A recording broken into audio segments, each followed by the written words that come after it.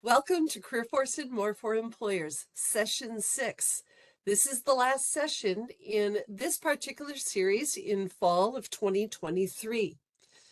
Over the past couple of weeks, we've been talking about services that CareerForceMN.com and the CareerForce system has to help you, the employer, with hiring, retention, and recruiting. Today, we are going to talk about two federal and state incentive programs to encourage employers to hire people out of various buckets. Maybe people have encountered challenges in their life in certain ways, which we'll go over in a few minutes. And the Work Opportunity Tax Credit and the federal bonding program help you, the employer, make it easier to make the decision to hire folks. So all of these resources, all of these recordings are all available on the CareerForce and More for Employers webpage. That's careerforcemn.com/careerforce and more employers. So one of the places that you can find links to this information is under our tailored resources. So I'm not going to navigate to the live page today, but if you go to careerforcemn.com, click on Employers in the top middle, and then you pull down to where it says Tailored Resources. There we have hyperlinks to things like workplace inclusion techniques, information on hiring veterans, benefits about hiring people with disabilities, which we covered a couple of weeks ago in session 4, information on hiring youth and hiring people with a criminal record. If you dig more specifically into that and click on hiring people with a criminal record, you get to our criminal record resources. And from there, we even expand the amount of information. Many times recruiters and HR people I talk to say, oh no, we can't possibly hire from that category. But when we really dig out the background checks and the number of years or the type of offense or related to what your work is, there are many opportunities and ways to be able to make that happen. So that's part of what we'll be talking about today. Please let us know at any point if you have questions. Any of us, myself, Tom Rees, our team on our CareerForce Information and Assistance line can always help you on this. But first, I'm going to go to Jeremiah Carter, who is our Job Services Program Manager and our Bonding Services Coordinator. He's the person today to talk about the federal bonding program. This is a federal program that Jeremiah's team administers. Hello, Jeremiah. Good morning, Liz, and thank you for the opportunity. And thank you all for joining us today and allowing us to provide some information around the federal bonding program. And before I go into the next slide and really talk about what the fidelity bonding program is, one of the things that I want to touch on is, Liz had brought up, the incentives for hiring individuals with criminal backgrounds. And one of the misconceptions when you think about individuals that have criminal backgrounds is some individuals or some employers that I've met with in the past were really hesitant to give opportunities based on the fact that they thought these individuals were unskilled workers. And when you think about the Minnesota Department of Corrections, as well as our Federal Bureau of Prisons, which houses our federal inmates, one of the things that a lot of employers didn't know are some of the different programs and job opportunities that are available to individuals while they're incarcerated. So just to give a quick example of some of the work that these individuals are able to take part in, there are carpentry classes, drywall installation courses that individuals can take, floor covering, painting and decorating, masonry, cabinet making. Individuals are able to obtain barber's license while they're incarcerated. as well as cosmetology license.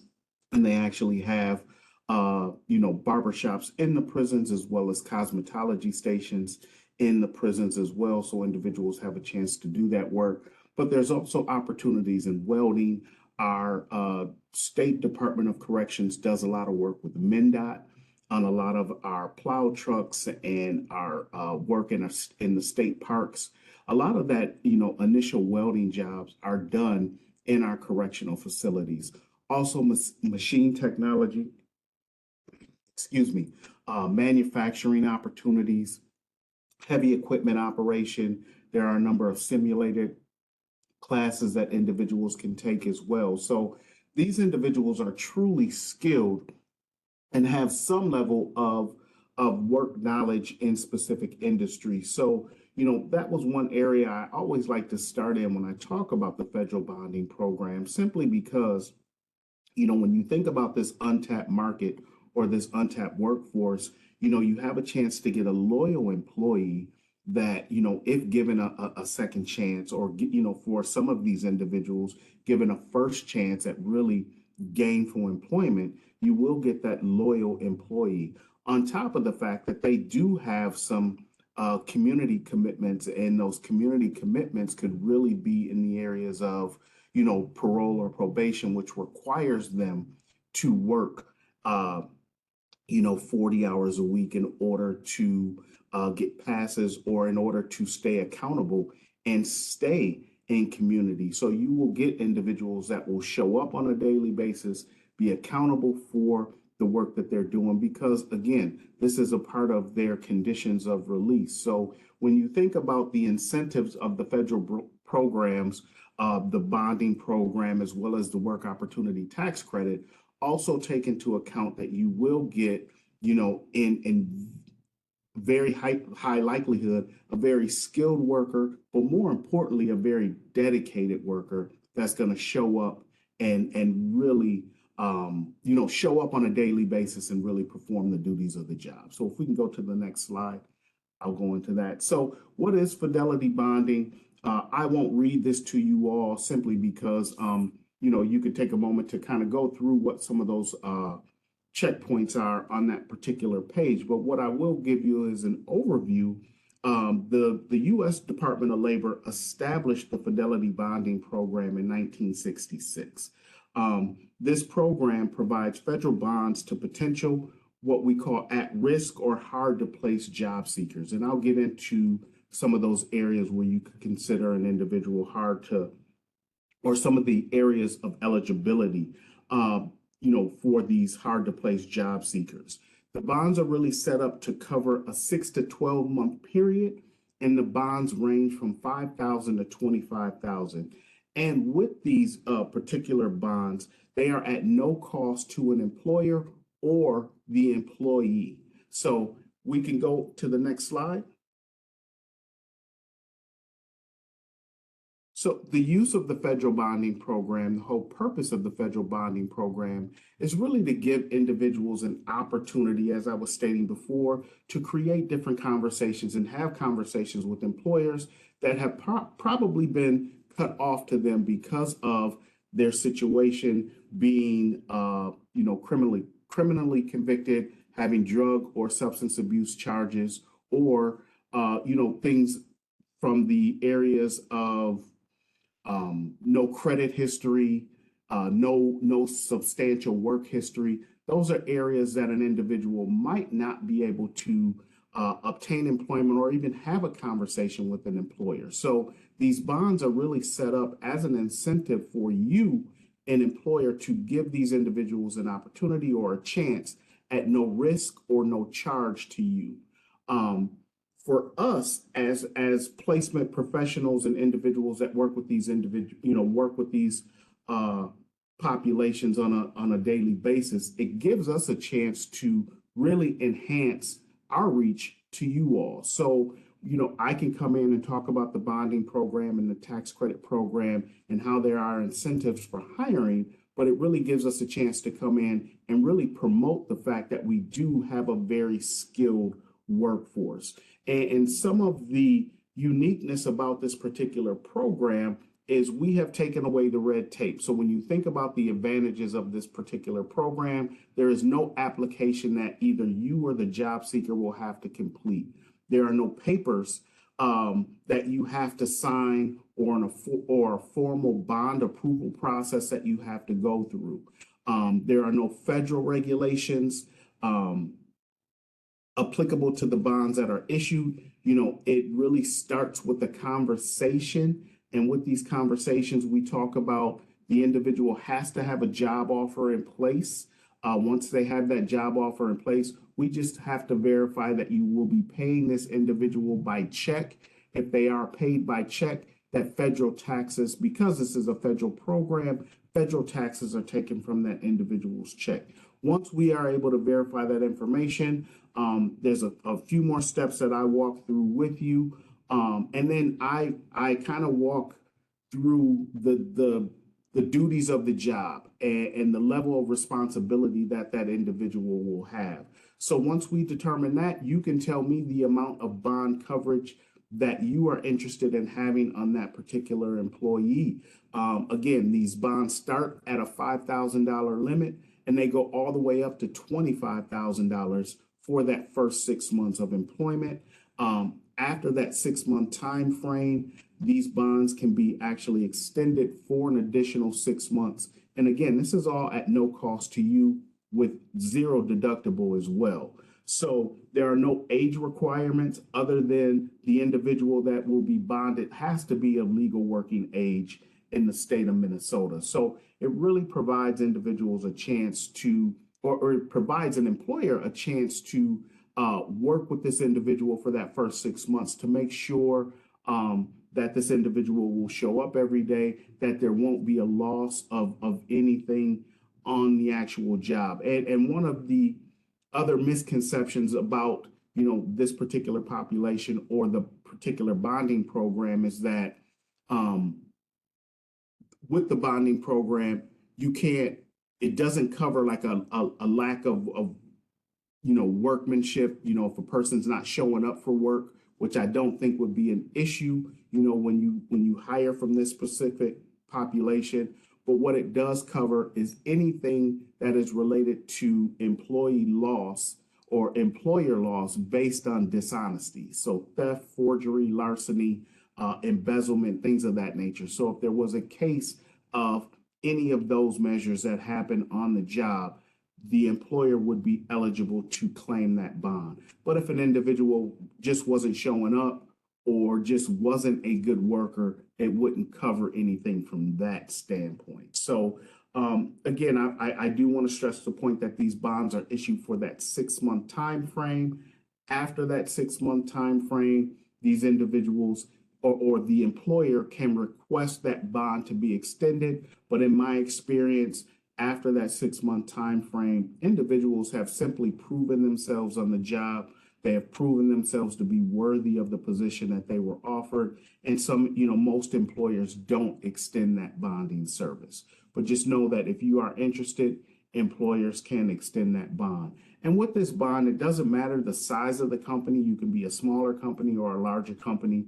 Your company does not have a limit on the number of bonds that it can use for potential hires. So if you hire 25 individuals that have criminal backgrounds or qualify through any of our other eligibility requirements for the bonding program, you can hire all of those individuals and they can be bonded. So it is a very simple and streamlined process. Again, when we have that phone conversation, everything is done electronically now. So you will receive an email just informing you that your bond was issued, and the bonds are issued on the day of the conversation. You will receive that confirmation email. In about 7 to 14 business days, you will actually receive the physical bond from the insurance company as we contract with Union Insurance. Union Insurance and or Chubb Insurance will send you the physical bond that outlines how the process works, and if there was a case of you needing to cash in this bond, how that process works. So I will go into the Fidelity Bonding Demonstration Grant. In April of 2021, DEED was awarded additional dollars to really focus on the justice-involved population, as well as individuals that are dealing with substance abuse disorders, to focus on helping these individuals find employment. So we were given an additional $100,000 to really target these populations. This $100,000 has actually given us the capacity to create about 800 additional opportunities with this bonding program. So we are really heavily promoting this program across the state of Minnesota. So again, Liz, I thank you for the opportunity to let me speak with employers and individuals that provide services to the justice-involved population. So if you have any additional questions or would like some additional information, please feel free to contact me directly. You can email me at fidelitybondingprogram.deed@state.mn.us. So I will stop there and I will turn it back to Lena. Thank you all. Thank you, Jeremiah. Yes, over to Lena Bulk, who's the manager of the Work Opportunity Tax Credit Program. All right. Good morning, everybody. Excited to be here to share some information on the Work Opportunity Tax Credit Program, or WOTC. We refer to it quite often as that. But WOTC is a federal tax credit incentive, right, for employers to encourage them to hire individuals who face difficult employment prospects. So including individuals that Jeremiah was just talking about, with those with criminal backgrounds, in particular those that have a felony in their background. And for that population, that is who this the tax credit program is for, along with a lot of other individuals that fall within targeted groups. So it is not just for second chance hiring, but it is for other individuals as well who face those difficult employment prospects. Next slide. There we go. So just a little bit about the program background. Again, its intent is really to be there to help individuals obtain employment who have faced those difficult barriers in the past to employment opportunities. There are targeted groups that are that we'll talk a little bit about here, but here's just a few of those individuals that you hire fall within these areas, including, lack of education, low skill levels, criminal records, a disability, individuals receiving certain types of public assistance, or living in economically distressed areas. The WOTC tax credit program is been certified and will be around through December 31st, 2025. It's been around for many years before that, and will continue to, I'm assuming, will continue to go on past December 31st, 2025 as well. So, but right now it is currently valid through then. And it is available for any for-profit employer that to use WOTC, and for nonprofit organizations, they can only apply for the veteran target group only. So here's a list of the qualified targeted groups. I don't have all of them on here. I'm going to provide you with some information. There's a slide that has a link to the website that will list everything out, and will also give you a quick description of that targeted group to provide some additional detail. But if you hire an individual that is a part of one of these qualified targeted groups, you would be able to, or eligible to, apply for the tax credit. So how does WOTC benefit an employer? So as mentioned, it is a tax credit. And here's just to kind of give you an example of some of the savings that you would receive with the tax credit. It can range anywhere from $2,400 to $9,600, depending on the individual that is hired in the specific targeted group that they are eligible for. I believe when you get into that, excuse me, that $9,600 range, typically that I believe it is for a veteran with a disability that they have the highest level of the tax credit.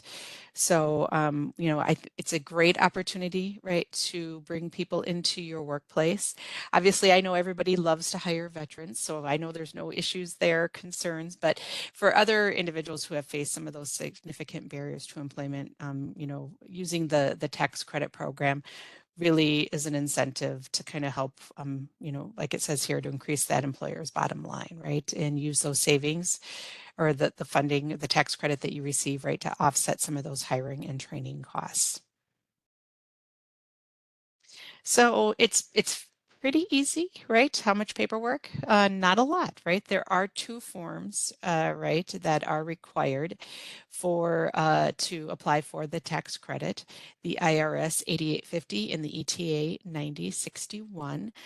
You can find those forms on our website, which I'll share here with the link in a little bit. Both those forms need to be filled out and sent in. We have a couple of different ways, methods that you can submit that, the applications. We have an online system on our website, which is probably the easiest way to do that. But we also receive applications by mail and by email and fax. So we are required to provide all those forms of ways to submit the application. The biggest thing that I want employers to make sure that you are aware of, that the applications must be submitted within 28 calendar days of the new hire's job start date. So that is extremely important. If you take away anything today, make sure that you have that in your head, that 28 calendar days. That has always applied to the IRS form 8850. If we receive that after 28 calendar days, we cannot accept the application. And I know we get calls from employers saying, please, you know, like it's just a day late, right? But we cannot. We do have to, the application has to be submitted within those 28 calendar days. We just did receive some additional guidelines that we're still reviewing for the WOTC program. And it appears that there will be some changes when we, within timelines of receiving the ETA 9061 form as well. And they are looking at that 28 calendar day timeline as well. We'll be putting information on the website just to provide some of those updates. I didn't want to confirm anything today because some of those things are still being reviewed and in process, but there will be some changes coming in 2024 with those deadlines, making both forms required to be received within the 28 calendar day timeline of the job start date. So just keep that in mind if you're looking at submitting some applications in the future. So just some basic program facts here. The tax credit is available to any size business. So we have very large employers that submit applications to very, you know, small businesses as well. So it covers permanent, temporary, and or seasonal work, full-time and part-time. There's no limit to the number of applications that we can receive from you for qualified new hires. And just to kind of to provide some additional information on that with the new hires, there is no credit for hiring former employees, relatives, dependents, independent contractors, or majority owners of the business. So just kind of keep that in mind as well. There's no limit on the amount of WOTC credits a business can claim with any taxable year. And private sector employers do not lose credit if not used. So it can carry back 1 year and carry forward up to 20 years as well. And then here are some resources for you for additional information, some links to the WOTC online application portal, our quick reference guide for employers, and we also have a frequently asked questions. But if you need to speak with somebody here at DEED with CareerForce, Karen Marbury has been with the WOTC program for over 20 years at the state of Minnesota, is an excellent resource for information. I've put her contact information here, and so I would highly encourage you, if you have any questions, to reach out to Karen, and she would be more than happy to work with you to assist you with answering those questions and getting your applications submitted. So thank you. Thank you, Lena. Yes, all of the links are in the chat for the people on the live call. And if at any time you can't remember which link we put in or here or where, you know, contact CareerForce at state.mn.us. That's our information and assistance line. The team will gladly forward your contact information, your email to the correct person. And Tom Reese and I are always available if you want a more in-depth conversation about hiring or retention or recruiting. And I'll get to our contact in just a moment, but I wanted to put a plug in, even though this is session 6, the last session for CareerForce and More for Employers. Next week, I'm starting a new series with the Rapid Response Team. 2-part series, December 14th, 2023 and January 11th, 2024, on what, again, it's a federal state collaborative program, what they do to help support businesses who find that they need to close their doors, lay off part of their workforce, reduce their workforce for any reason whatsoever, and how we support both the businesses and the employees. So please sign up. We're going to be using Teams for this series. You can use the tiny URL .com/capital RRDEC 14/2023 to register. The first series will be talking about layoff aversion techniques, to actually how to avoid laying off, and what you can do to support your employees and make everything work out. And then in January, in the unfortunate event that you do have to definitely lay off, then we talk about how the team gets involved, how to contact them, and their role in supporting you. So I encourage all of you to sign up and attend. So again, please contact us anytime, CareerForce at state.mn.us. Mention that you want to speak with one of the employer services teams, either Tom or Liz or one of the even specific people, and we will be more than happy to help you. So I thank everyone who's attended every single session in the past 6 weeks, and look forward to serving you in the coming months and weeks. Thanks.